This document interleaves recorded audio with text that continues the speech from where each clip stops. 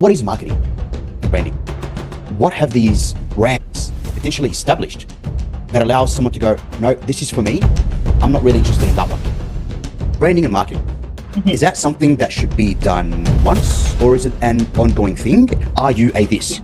Are you a that? Do you suffer? Do you have this issue? Here's a potential solution for you.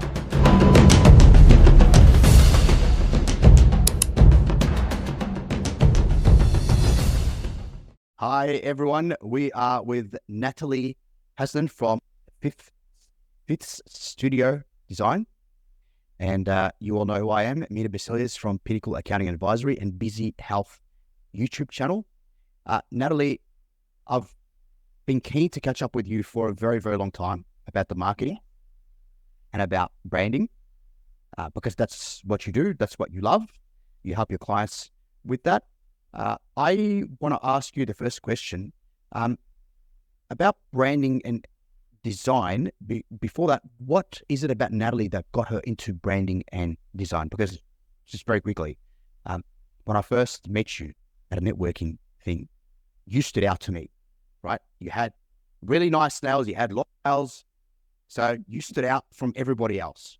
And I thought that was fascinating. I thought, I have to come up to Natalie and start engaging with her, learn about this person.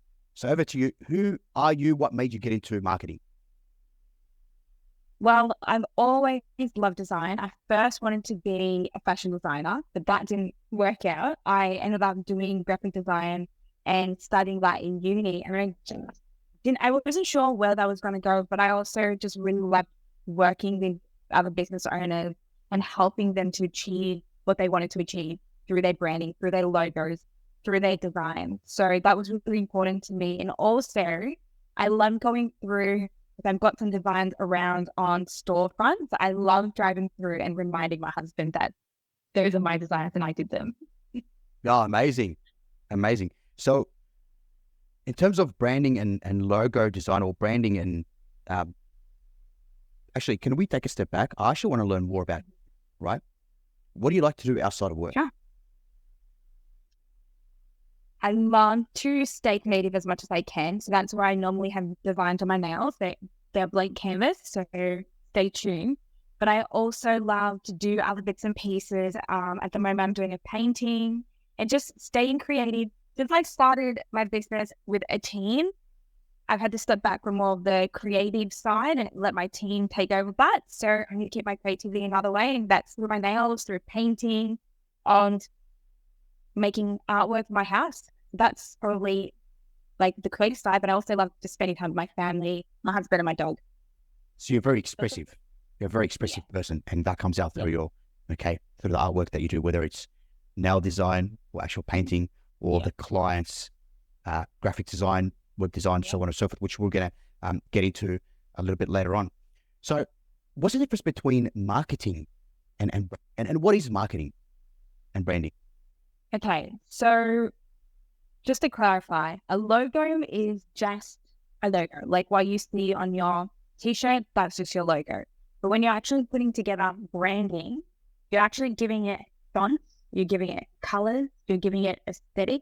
That is how people remember you. So, for example, here we've got the red, the black, we've got gold, and that's how people remember me, through my red hair, through my nails. So branding is the part that makes you memorable, through the colors, the fonts, the aesthetic. And then marketing is how you promote yourself online. So that might be through social media, through ads, that might be through your website. That is how you are marketing yourself online and bringing all those elements like your fonts, your colors, your images, your aesthetic all into one to market yourself, market your business. So different people go for different brands. Some might say choose a Hyundai over a Merc, or a Merc over a Hyundai, a Tesla over a Merc. Mm-hmm. Yeah. Can you talk to us more about why they would do that, and what have these brands potentially established that allows someone to go, no, this is for me. I'm not really interested in that one. Yeah, again, it's how you market yourself. You will notice that both those brands have consistency wherever they present their branding. Their social media all have the same color, They'll have the same fun. It's consistency that goes through. It's cohesive and it allows people, and they created a luxury brand for themselves, a luxury look for themselves. And they created a lifestyle that made people resonate or want to have that life. I guess it's the same thing, like even a small business, like when you are creating your social media, you want to make that dream, like, you know, show the dream that you can give to your clients through the sort of or the products that you provide. So you want to make sure that you're providing that through your social media, through your marketing. You don't want to have a cheaply done look and feel with spots and colors throughout your social media, because that is not going to give the best perception. I personally, this could be, I could be biased, but if I'm looking for a service and I see a website that doesn't resonate with me, it's outdated, the fonts are a bit weird, colors are a bit weird, I will go with another competitor, even though they might not be as good, because I just feel like if it's cleanly done and they've taken the time and the money to put into their website and the branding, that they care a bit more about me. Do you know what I mean? So those are the things to consider as well. But yeah, so it's the perception that they make through their marketing by selling the dream that you could have by using their product or service. It's about that brand consistency, and that's a big part of it. I think it's also, would it be safe to say, it's also about whether, and a common one is, say, iPhone versus an Android phone, where the iPhone users feel that they're more creative, they're more, less virus or so on and so forth. But it's more about, okay, well, the iPhone or Apple is about challenging, right? The Android is more about being in control, because you've got minute detail and you can tweak every single thing with all the settings and those types of things, right? You can plug your Samsung straight into your computer, grab all your photos off. Like it's like a little mini computer, but then the iPhone. You're going to have iTunes, right? Yeah, you're going to have a couple extra apps and bits and pieces to get your photos off. You have to back it up, make sure you've got, what is it? Like Apple, whatever, data. Yes. Okay, extra stuff. Or even things like Tesla and Mercedes. They might sell electric, right? But still people might resonate more with Tesla because it was one of the first companies that really pushed that EV side of things. So again, it's more technologically advanced, it's more creative, it's breaking through, they're shooting throughs, auto driving mode and so on and so forth, right? Yeah. So I might go with Tesla more because I find that I'm more of a rebellious person who wants to identify as someone who's more rebellious, more wants to break through barriers and have all this flexibility, right? Whereas somebody else might go, no, I want the more luxurious status feel of the Merc, of the Mercedes. So each brand is communicating what it represents, what it can provide, but they're not all going saying, I want to grab all the market. Yeah. They're saying, these are the people that we are appealing to. And I feel that that's more where branding lies. It's more connecting with your people, that certain demographic, that certain group of people, area of the market, and saying, we are similar. Yeah, and you'll notice with the Tesla marketing, they do a lot about I don't know too much about the intricacies of it, but they will sell the dream of you having like the charger in the garage and solar panels and living that lifestyle. And that's where it resonates with the people who want to live that lifestyle. They want to have a life like that. Versus Mercedes is more like luxury. Like even, that, I think it's Rexona, but like they spray the deodorant and all the girls come flocking to the guy. That's, what I mean? That's marketing. Like if that's what you want, if you want to go clubbing and have all the girls flocking to you because your deodorant smells so good, fantastic. That's what you want. So that's the marketing side of things, like creating the dream that you want your customers to have either through your product, through your service. If you're selling candles, you want to show them how beautiful, like when you light it up and you're reading a book and you're calm and it smells good and you feel good. That's what it is through the candle. It doesn't matter about like anything else. Like you could have chaos going on in the background with the kids crying in the back, but you've got your candle lit and you've like zoned up and you're focused on your book. You've got the ambience, you've got the scent. Yeah. You're focused on the book and you're really in the moment. Yeah. Gives you that break. Yeah, agree. It's all about the message that the product delivers. But again, it's about how you are similar to the product. You know, there's that relatability aspect. It's, I want to buy that brand. Correct. And there's a lot of psychology behind that, right? Yeah, absolutely. We always, with our brand projects, we always explore color psychology. So if you think about if a business wants to use, if they want to have environmentally friendly product, they're going to use colors like green, of course. And if you put those two products side by side and they have black for an eco-friendly product and a green, you're going to go with the green one because it feels more eco-friendly. It's just how the psychology of something about green, right? Yeah. So these are the things that we consider also, that when we are creating logo and branding, that we consider the color psychology. If you are wanting to be eco-friendly and you're using hot pink, you can. There's ways around it, but of course, you're not going to resonate with everyone, and that's when it doesn't feel quite right, does it? No, it misses the mark, and it can be done. Of course, we know people like to do that. They want to stand out from the crowd. They want to stand out from the competitors. It can be done, but then that's when you have to fight really hard to figure out your demographic, and perhaps that your demographic is only people who are 18 to 25 buying this eco-friendly, whatever, toothpaste, whatever it is, right? Which is fine, but you're just closing that door, limiting, and that's something you have to decide in your marketing strategy as well. Something I mentioned quite a lot to business owners as part of our business tax advisory services is what message are you looking to deliver? What is your business about? Simon Sinek, he's used something called the golden circle, and I might have mentioned it to you before, where he says in the middle he writes the why, and then the how, and then the what on the outside. And a lot of people know what they do, right? Everybody knows what they do. So this is what I provide this service. They don't necessarily understand how they do it or why. And a bit is why they do it. Why did I start this particular business? What has been my journey? And if I speak about why I'm doing what I'm doing, I'm instantaneously relatable to other people who have taken the same journey or in the same position, right? So it's relating to people's emotions. It's connecting at an emotional level, and then going from into how we deliver it, and then ultimately this is the final package.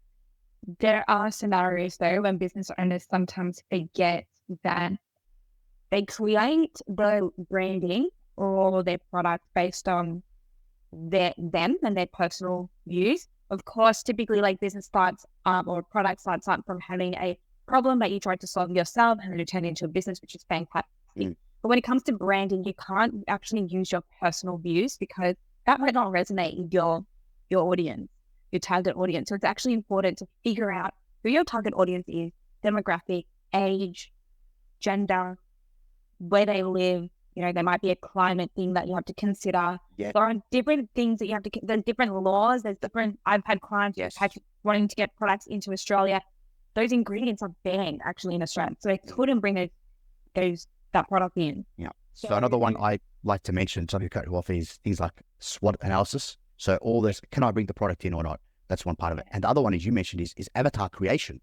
What is the demographic of the people that I am looking to provide this solution to? What are their pain points? How am I addressing their pain points? When I'm talking about the why, the how, and the what, we're talking about it from the perspective of the company, the organization, rather than, say, person themselves. Now, a little bit of it will be, say, in relation to the person, right?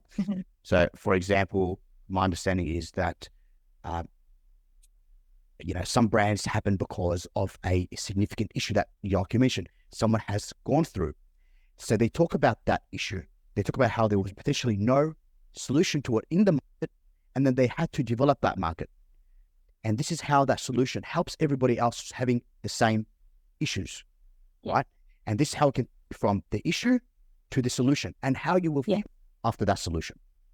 Yes. So creating that dream again, like let's say a skin condition. A lot of those stories start, my child had psoriasis, so I created this lotion in my teeth.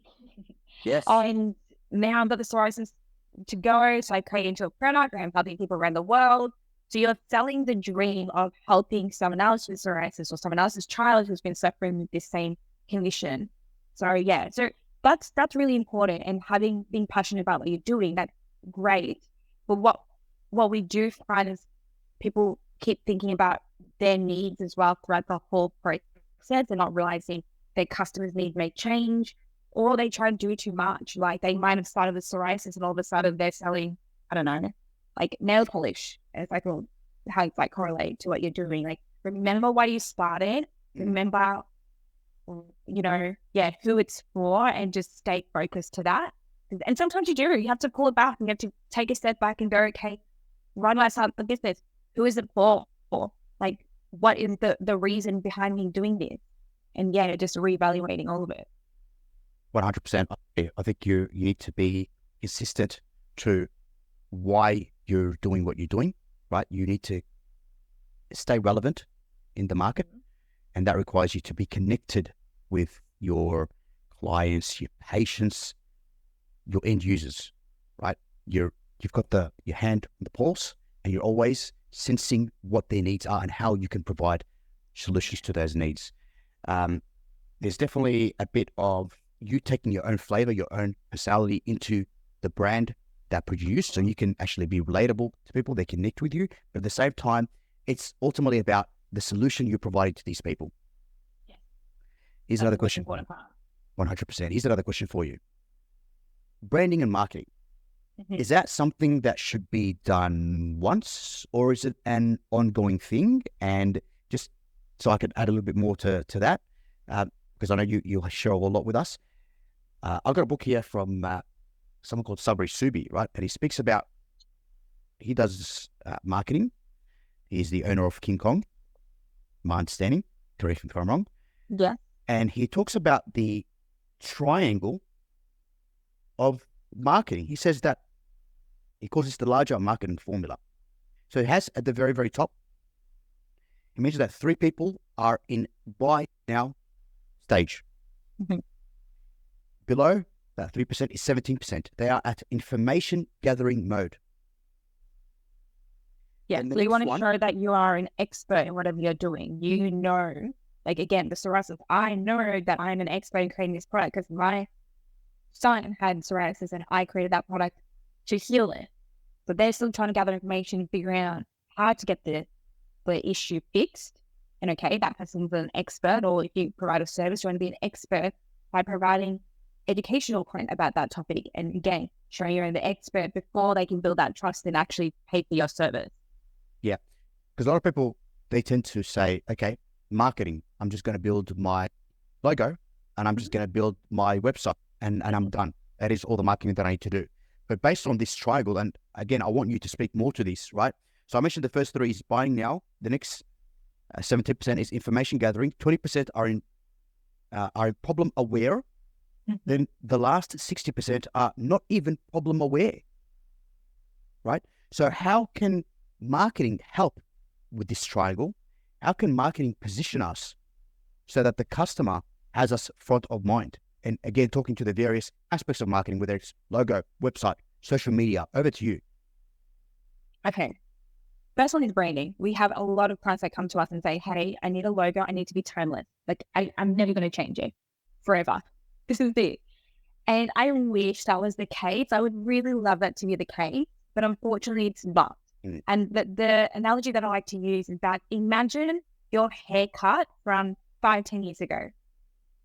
Disaster. Like you're laughing at you. Like I had a, they used to call it the wog cut. That was the name. And I had spiked up short hair, disaster. Like absolutely. But I was hot back then. Like that was the in thing. And that's the thing, you know, your style changes, what you wear changes. It's the same thing when it comes to logo branding, right? The aesthetics change, what's in changes, probably what you do in your business, your services perhaps change, your team has changed, your products have changed, etc. So it is important to revisit your branding. Now, that doesn't mean redoing your logo. You can keep your logo, elements of your logo. There's even big brands like Instagram have rebranded. So they used to have the old school camera, and then it's still a camera, but they've just done the outline of it and added the colors. So There are elements you can keep of it to stay consistent and identifiable over the years, but you will have to adapt. You will have to adapt with changing fonts, colors, and bits and pieces, and that will tie into your website. So you will need to adapt and consistently update your website for SEO purposes as well. If you just set and forget, unfortunately, it's not the best result. So you want to be consistently updating your website, and that is things like blogs or, like adding your services, making sure everything's up to date. Like we've had clients who don't update the website. Someone goes on there and purchases a product. They don't even sell it anymore, but they didn't update the website. There's no one there updating the website. They're busy doing their business. They want to hire anyone to do it. These are things that like we help with as well. So making sure that the ongoing maintenance of your website is done. But yeah, so it is important to constantly update that and take a step back. Like we had a chance back end of last year. We stopped posting on socials for a bit because we lost our way a little bit. Like it got to a point where there was a routine. We knew we had to post 4 times a week and we're just posting posts because that was the routine we had.